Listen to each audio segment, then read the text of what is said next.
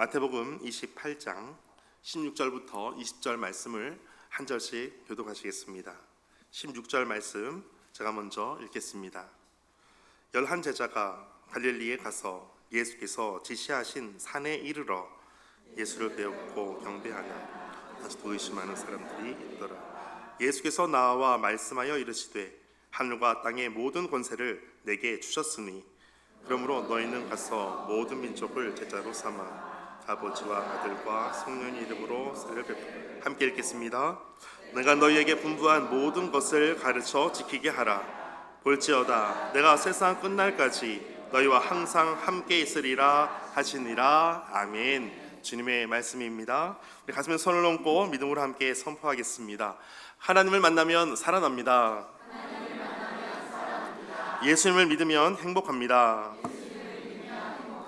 성령님이 임하면 가능합니다. 할렐루야. 아멘. 선포하신 대로 되실 줄 믿습니다. 여러분, 오늘은 부활주일로 지키게 되는데 부활주일이 되면 우리가 항상 부담이 되는 것이 있습니다. 내가 부활하신 예수님을 진짜 믿고 있는가? 이 질문을 할 때 내가 믿고 있는지 혹은 내가 덜 믿고 있는지 항상 우리 안에 어떤 갈등이 일어나기도 합니다. 여러분은 어떠십니까? 부활하신 예수님을 여러분 100% 전적으로 믿으십니까? 믿으시는 분들만 눈을 좀 깜빡깜빡 해주시면 좋을 것 같습니다. 여러분, 완벽한 어떤 확신이 아닌 어떤 흔들림이 있는 사람들을 오늘 본문을 통해서 볼 수가 있습니다. 부활하신 예수님께서 제자들에게 나타나셨는데 이 마지막 장면은 아주 매우 놀라운 어떤 긴장감이 있습니다. 아주 재밌는 모습이 있습니다. 17절에 보니까 이렇게 말씀하고 있죠. 예수를 배웠고 경배하나. 부활하신 예수님을 만났습니다. 제자들이 예수님을 만나고 났는데 그 예수님은 어떤 예수님이냐면 부활하신 예수님이었습니다. 3일 전에 십자가에서 죽으시고 다시 부활하신 그 예수님을 만나 배웁니다. 그리고 나서 그들의 모습은 경배하나라고 되어 있어요. 그런데 어떤 사람도 있었냐면 아직도 의심하는 사람이 있더라라고 말씀하세요. 여러분, 부활하신 예수님을 우리가 해마다 전하고 있는데 아직도 의심하는 분들 계십니까? 네, 이때 아멘 해도 괜찮습니다. 그럴 수도 있죠. 그럴 수도 있습니다. 예수님의 제자들도 아직도 의심하는 사람들이 있더라라고 말씀하고 있는데 우리도 그럴 수도 있다라는 거예요. 이 구절은 성경에서 가장 인간적인 구절 중에 하나입니다.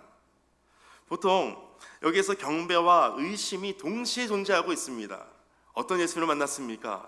똑같은 부활하신 예수님을 만났습니다. 그런데 어떤 사람은 경배하고 있습니다. 그런데 동시에 어떤 사람은 여전히 의심하고 있습니다. 모순처럼 보이는 이 장면 속에서 우리 신앙의 본질이 그대로 담겨 있습니다. 경배한다라고 하는 것은 예배한다는 것입니다. 예배한다라고 하는 것은 엎드리는 거예요. 바닥에 납작 엎드리는 거예요. 절대적 그 권위 앞에 복종하는 것입니다. 하나님의 주권을 인정하는 거예요. 그것이 예배하는 것입니다. 제자들의 마음만이 아니라 몸으로 예수님을 경배하고 있습니다. 주님 앞에 엎드려지는 거예요. 그런데 동시에 의심하다라고 하는 말은 불신을 말하는 것이 아니에요. 믿지 않는다는 것이 아니라 두 갈래 사이에서 갈팡질팡하는 거예요. 머뭇거리고 있는 거예요. 두 마음 사이에서 흔들리고 있는 거예요. 주저하고 있는 거예요. 여러분, 정말 여러분 만약 인생 가운데 갑자기 한 1조 정도 되는 복권이 당첨됐다고 생각해 보세요. 여러분 어떠십니까? 믿어지십니까? 너무 큰가요? 너무 크면 좀 적게 줄여서 한 1,000억 정도, 그 정도면 좀 괜찮으시죠? 1,000억이 여러분 당첨이 됐어요. 여러분 어떠세요? 좋은 마음도 있지만 믿어지십니까? 이때도 믿는 분도 있지만 여전히 의심하는 분도 있을 거예요. 막 꿈인가 생신가 할 정도가 될 것입니다. 제자들의 마음도 마찬가지였어요. 부활하신 예수님을 똑같이 만났어요. 다 똑같이 만나고 있는 상황이에요. 그 공간에, 그 시간에 부활하신 예수님을 동일하게 만나고 있습니다. 그런데 어떤 제자들은 경배하고 있습니다. 엎드려서 전적으로 부활하신 예수님을 내가 예배합니다 하고 있지만 또 다른 어떤 사람은 의심하고 있다. 여전히 의심하고 있다. 그 부활하신 예수님과 아직 예수님을 믿지 않는 어떤 부분에서 여전히 마음이 움직이는 거예요. 제자들은 이렇게 말하고 있는 것입니다. 주님이 분명히 맞는 건 같긴 한데 여전히 내 마음이 따라가지 않고 있습니다 라는 거예요. 저는 요즘도 날씨를 보면서, 계절을 보면서 그런 생각 가끔 해봅니다. 계절이 벌써 봄이 되고 밖에 보면 꽃이 많이 피어 있습니다. 그것을 보면서 이제 봄이 되었구나라는 것을 알고 있어요. 그런데 여전히 몸이나 어떤 생각은 아직도 겨울 속에 있는 것 같은 거예요. 아직도 내 생각이, 내 몸이 시대를, 계절을 아직 따라가고 있지 못하다라는 생각을 요즘 하게 됩니다.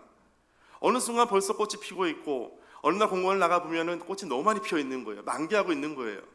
벚꽃이 금방 곧 질 것 같은 거예요. 근데 내 생각은 아직도 겨울 같은 생각이 있는 거예요. 시간을 아직 못 쫓아가고 있는 거죠. 제자들의 모습 속에 부활하신 주님을 분명히 보았습니다. 분명히 예수님이 맞습니다. 손에 십자가의 자국, 못자국도 봤고 발에 못자국도 봤습니다. 칼에 창의 자국도 옆구리에 봤습니다. 분명히 예수님입니다. 목소리도 예수님입니다. 주님께서 분명히 맞기는 맞는데 아직도 마음이 따라가지 못하고 있는 거예요. 주저하고 있는 거예요. 그 마음 사이에 아직도 흔들리고 있는 거예요. 이것이 우리 사람, 인간의 실제 신앙의 상태이기도 합니다. 이 장면은 2000년 전에 예수님의 제자들의 이야기만이 아닙니다. 바로 오늘 우리의 모습이기도 합니다. 주일 예배를 합니다. 좀 전에 찬양할 때에도 살아계신 주님을 찬양하지 않았습니까? 살아계신 하나님을 제가 믿습니다라고 고백하지 않습니까? 사도신경에서도 우리가 고백하지 않았습니까? 빌라도에게 고난을 받아 십자가에 못 박혀 죽으시고 장사된 지 사흘 만에 죽은 자 가운데서 다시 어떻게 했다고요? 살아나셨으며, 왜 주일마다 고백하고 있지 않습니까? 그렇게 고백하고 있는데도 불구하고 주님을 믿습니다라고 말하지만 월요일이 되면, 아니 월요일까지 안 가도 당장 여기 교회 문을 나가게 되면, 이 건물을 나가게 되면 금방이라도 우리는 이 문제가 정말 해결될까? 내 자녀의 미래가 어떻게 될까? 건강의 문제는 괜찮을까? 재정의 위기는 괜찮을까? 사업은 잘 될까? 어떤 일이 잘 추진이 될까? 비전이 잘 이루어질까? 온갖 고민, 온갖 걱정이 많지 않습니까? 주님 어떤 분이시라고요? 살아계신 하나님이세요. 고백하고 여전히 또 이런 고민이 있는 거예요. 걱정이 있는 거예요. 제자들의 마음속에 엎드려 경배합니다. 그러나 여전히 의심하는 자도 있더라라는 거예요. 우리는 경배하면서도 동시에 의심하기도 합니다. 기도하면서도 계산하기도 합니다. 믿는다고 말하면서도 여전히 두려움이 있습니다. 이것이 의심하고 있다라고 하는 단어의 뜻입니다. 성경은 이 말씀을, 이 상태를 정죄하지 않으세요. 오히려 자연스러운 신앙의 과정으로 말씀하고 계십니다. 경배하는 사람도 있지만 여전히 갈팡질팡하는, 아직 의심하는 사람도 여전히 있었다. 제자들 중에 그렇게 있었다는 거예요. 그런데 이제 예수님은 16절에 보면 그 제자들이 어디로 다 한 곳으로 모이게 되냐면 16절 같이 읽어보겠습니다. 11 제자가 갈릴리에 가서 예수께서 지시하신 산에 이르러. 아멘. 왜 예루살렘이 아니라 갈릴리일까? 여러분 생각해 보신 적 있으십니까? 예루살렘은 어떤 곳입니까? 제자들이 실패했던 기억의 장소입니다. 스승이, 예수님이 십자가에서 죽으신 곳이에요. 자신들은 도망친 곳이에요. 두려움에 무너진 장소가 예루살렘이었습니다. 그런데 갈릴리는 어떤 곳입니까? 처음에 자신을 부르신 그 장소였어요. 나를 부르신 장소였어요. 순수한 헌신이 일어났던, 시작됐던 곳이었습니다. 소명이 출발했던 곳이에요. 그것이 갈릴리였습니다. 예수님은 실패의 현장이 아니라 다시 회복의 자리로 제자들을 부르시는 것입니다. 그러나 예루살렘 자체가 실패 장소라고 하는 것을 의미하는 것은 아닙니다. 예루살렘은 이후에 보면 성령께서 임하시는 장소이기도 했어요. 중요한 곳이기도 합니다. 그런데 여기서 중요한 것은 장소 자체가 아니라 제자들의 심리 상태입니다. 제자들의 마음속에 두려움과 실패와 좌절, 도망가고 싶은 그런 곳이 아닌 제자들에게 다시 회복시키시는 그 장소로, 그 마음의 상태로 다시 만들어 가시는 거예요. 예수님은 무너진 제자들의 마음을 다 고려해서 회복의 자리로 다시 시작하게 하시는 거예요. 예수님에 대해서 고백했던 장소, 주님 나는 주님을 믿습니다 라고 고백했던 곳으로 고백하시는 거예요. 뒤에 말은 영어입니다. 고백의 장소로 고백하신 거예요. 다시 갈릴리로 부르시는 거예요. 그래서 16절에 보니까 갈릴리에 가서 예수께서 지시하신 산으로 갔다라는 거예요. 산이라고 하는 것은 성경에 보니까 특별히 지시하신 산으로 갔다라고 할 때, 성경에서의 산은 특별히 모세가 율법을 받을 때에도 산에서 봤습니다. 산상수훈이 선포되는 것도 산이었어요. 예수님의 변화된 모습을 볼 때에도 변화산이라고 했었어요. 그런데 산은 하나님의 권위가 선포되는 장소를 의미하기도 합니다. 그래서 지시하신 산에 제자들이 다 모이게 됩니다. 예수님은 회복의 장소였던 갈릴리에서 특별히 권위의 자리인 산으로 다 모이게 하십니다. 이 두 가지 장소가 결합돼서 오늘 새로운 사명을 선포해 주시는 거예요. 여기서 놀라운 점이 있습니다. 제자들이 경배하기도 했지만 어떤 제자들은 여전히 의심하고 있었어요. 그러면 보통 과거에 예수님께서 하셨던 것을 보면 믿음이 없는 제자들을 볼 때에는 너희가 어떻게 믿음이 적으냐, 믿음이 없냐 하시면서 질책도 하셨어요. 근데 오늘 말씀에는 그런 말씀이 없으세요. 예수님께서 이렇게 말씀하지 않으셨어요. 너희가 의심이 없어지면 너희는 이제 갈 것이다. 아니면 확신이 생기면 이제 사명을 맡길 거야. 되었니? 묻지 않으셨어요. 준비가 되면 시작해. 이런 말씀 안 하셨어요. 흔들리는 제자들의 상태 그대로 사명을 주셨다는 거예요. 이것이 중요한 메시지입니다. 하나님은 완벽한 사람을 사용하시지 않으십니다. 흔들리는 사람도 사용하시는 분이십니다. 오늘 예배하는 분들 가운데 나는 부활의 예수님을 전적으로 믿습니다 하는 분도 계시겠지만, 나는 아직도 의심하고 좀 갈팡질팡하고 있습니다, 아직 주저하고 있습니다, 그런 분이 계신다면 그런 분에게도 사명은 여전히 주어진다라는 거예요. 흔들리는 사람을 사용하십니다. 왜냐하면 사명의 능력은 우리 안에서 나오지 않기 때문입니다. 오늘 본문의 20절 말씀 핵심입니다. 20절 함께 읽겠습니다. 시작. 내가 너에게 분부한 모든 것을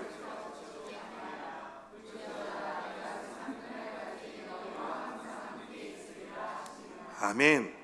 내가 세상 끝날까지 너희와 항상 함께 있으리라.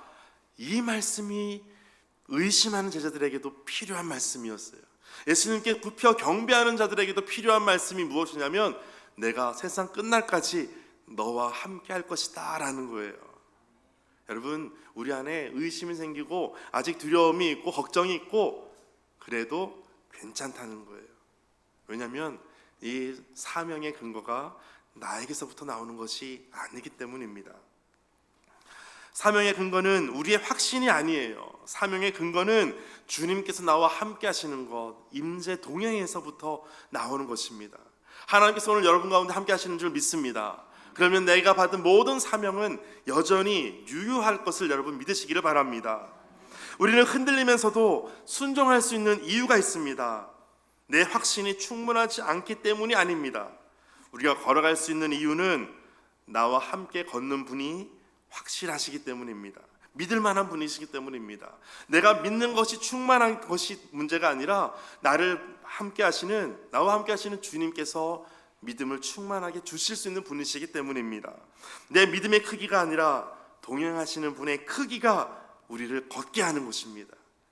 여러분, 내가 아무리 똑똑한들, 내가 아무리 잘난들, 내가 아무리 많은 것을 가지고 있들 한들 그것으로 주님을 따르는데 충분하겠습니까? 그렇지 않습니다. 그러나 내가 연약할지라도, 내가 부족할지라도, 내가 없을지라도, 내가 좀 잘 못생겼을지라도 하나님께서 함께 하신다면 그 사람을 하나님께서 사용하시는 것입니다. 기도하는 것도 마찬가지입니다. 위대한 사람이 기도하는 것이 아니라 기도하는 사람이 위대한 사람으로 만들어지는 것입니다. 하나님께서 그렇게 만들어 가시는 것입니다. 저는 여러분 모두가 이와 같은 믿음의 용사들이 다 되시기를 축복합니다. 여러분, 오늘 우리가 다시 한번 볼 것은 내 믿음의 크기가 아니라 우리와 동행하시는 그 주님의 크기가 나의 믿음의 크기를 결정하는 것입니다. 주님을 아는 만큼 주님을 잘 예배할 수가 있습니다. 주님을 아는 만큼 주님께 우리는 더 가까이 나아갈 수가 있습니다. 이것이 순종의 논리적인 근거가 됩니다. 여러분, 마찰력이 없는 빙판 위에서는 아무도 걸어갈 수가 없습니다. 아무리 뛰려고 해도 걸을 수가 없습니다. 스포츠 경기 중에 컬링이라고 하는 스포츠 경기 아십니까? 큰 돌을 가지고 밀어서 상대방 돌을 밀어내고 그 원 안에 우리 편의 돌을 많이 집어넣을수록 승리하는 거 아닙니까? 그래서 컬링 선수들의 신발을 여러분 보신 적 있으십니까? 신발을 보면 재밌습니다. 얼음 위에서 경기를 해야 되기 때문에 신발 하나는 미끄러집니다. 그런데 또 하나의 신발은 마찰력을 주는 신발로 그 신발을 신고 밀면 나갑니다. 그래서 쭉쭉 밀고 나가는데 신기하게도 잘 나갑니다. 마찰력이 없는 신발을 신고는 발을 붙이고 마찰력이 있는 신발 가지고는 밀어서 나갑니다. 그래서 얼음 위에서도 미끄러지듯이 편하게 나아갈 수가 있습니다. 여러분, 마찰력이라고 하는 것은 우리에게 불편할 수도 있고 힘들 수도 있습니다. 운동할 때에도 이 마찰력 때문에 우리가 운동이 되기도 하는 것이죠. 그런데 약간의 마찰이 있어야 앞으로 나아갈 수가 있는 것입니다. 오늘 말씀에 있는 의심이라고 하는 것은 믿음의 반대가 아닙니다. 의심은 믿음을 붙잡게 하는 마찰력과 같은 것입니다. 여러분, 의심 많이 하십시오. 교회에서 이렇게 설교는 전 처음 하는 것 같아요. 믿음을 가지세요라고는 했지만 의심을 많이 하라고는 말씀을 처음 하는 것 같아요. 그런데 오늘 말씀을 보면 의심하는 자도 있더라라고 하는 것처럼 의심은 믿음을 붙잡게 하는 거예요. 의심이 있어야 우리는 기도하게 돼요. 의심이 있어야 하나님을 찾는 거예요. 그리고 하나님의 그 동행하심을 의지하게 되는 거예요. 이 의심이 없으면 나 혼자 모든 걸 다 하겠다라고 나아갈 수밖에 없는 거예요. 완벽한 확신만 있다면 우리는 교만해질 것입니다. 그러나 우리 안에 이 작은 의심이 작은 마찰력이 돼서 더 주님께 나아갈 수 있는 추진력이 될 것입니다. 여러분, 오늘 말씀해 보니까 나는 지금 의심하고 있는가 의심이 없는가, 여기에 우리는 더 초점을 두기보다 나는 지금 어디에 있는가. 제자들은 흔들렸지만 어디에 있었습니까? 예수께서 지시하신 산에 이르러 그 산에서 부활하신 예수님을 만났습니다. 경배도 했고 의심도 하는 사람도 있었습니다. 그러나 그런 제자들에게 예수님께서 뭐라고 말씀하십니까? 제자들에게 너는 왜 이렇게 의심이 많으냐, 믿지 못하느냐, 이런 말씀을 하지 않으시고 바로 하시는 말씀이 무엇이냐면 하늘과 땅의 모든 권세가 내게 있으니 그러므로 너희는 가서 이 지상 대명령을 경배하거나 의심하는 그 제자들에게 동일하게 하셨다는 거예요. 매우 충격적인 전개죠. 여러분, 우리 안에 믿음이 100% 있으면 그때 내가 뭔가 순종해서 사명을 이룰 것처럼 보이지만 그렇지 않을 수도 있다는 거예요. 내가 주님 안에 있을 때, 예수께서 지시하신 그 산에 있을 때 예수님 우리에게 말씀하시는 거예요. 제자들을 흔들렸어요. 그러나 그 자리에 서 있는 거예요. 그들이 도망가지 않았어요. 어쩌면 도망갈 데도 없을 거예요. 그러나 그 자리에 머물러 있었습니다. 그리고 그 자리가 그들의 역사를 바꾸는 출발점이 되는 거예요. 온 인류의 복음이 시작되는 출발점으로 다시 만들어주시는 것입니다. 우리는 흔들리기도 합니다. 두렵기도 합니다. 확신이 부족하기도 합니다. 부활하신 주님을 또 맞이하면서 또 부활하신 주님을 우리가 또 강요되듯이 믿어야 되는가? 그럴 필요가 없습니다. 내 안에 의심이 조금이라도 있다 할지라도 나에게 여전히 부족한 나의 모습 속에 여전히 사명을 주시는 하나님의 그 사랑이 더 우리를 압도하고 더 크기 때문에 그렇습니다. 중요한 것은 이것입니다. 우리는 여전히 주님 앞에 서 있습니다. 완벽해질 때까지 여러분 기다리지 마십시오.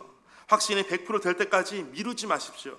흔들리지만 그러나 가십시오. 두렵지만 순종하십시오.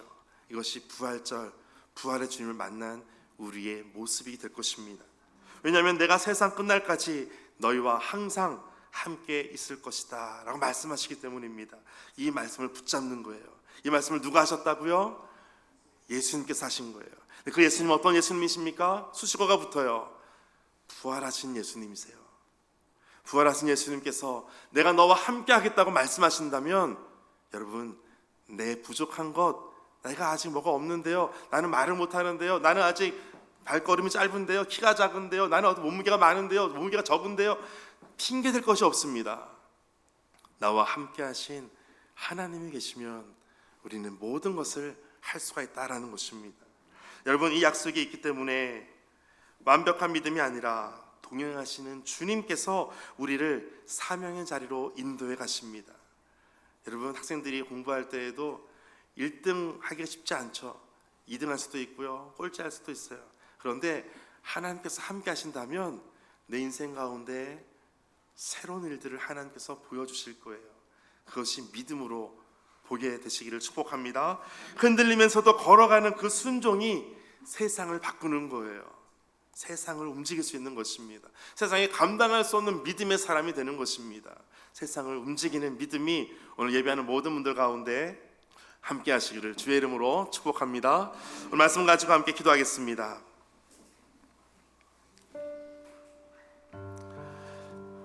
예수께서 지시하신 산에 이르기까지 제자들의 마음속에는 예수님께서 십자가에서 죽으신 이후 그 3일 동안 마음에 여전히 불안과 고통과 어떻게 해야 될지 알지 못하는 암담한 막막한 인생이 되었었습니다. 그러나 예수께서 지시하신 그 산에 이르러 예수님을 경배도 하고 또 의심하는 자도 있었지만 여전히 그러한 나의 모습 가운데서도 예수님은 말씀하십니다. 하늘과 땅의 모든 권세가 내게 있으니 그러므로 너희는 가라. 내가 너와 함께 할 것이다 말씀하십니다. 하나님, 오늘 우리 안에 어떠한 불안도 다 떠나가게 하시고 두려움도 떠나가게 하시고 근심도 떠나가게 하시고 걱정도 떠나가게 하시고 우리 안에 불안한 모든 요소들이 다 부활하신 예수님을 만남으로 인하여 떠나가게 하시고 다시 부활하신 주님께서 말씀하시는 이 약속의 말씀 붙잡고 다시 회복되어 일어나게 하여 주옵소서. 부활의 주님을 기억하면서 주님 앞에 더욱더 믿음으로 선포하며 함께 기도하겠습니다.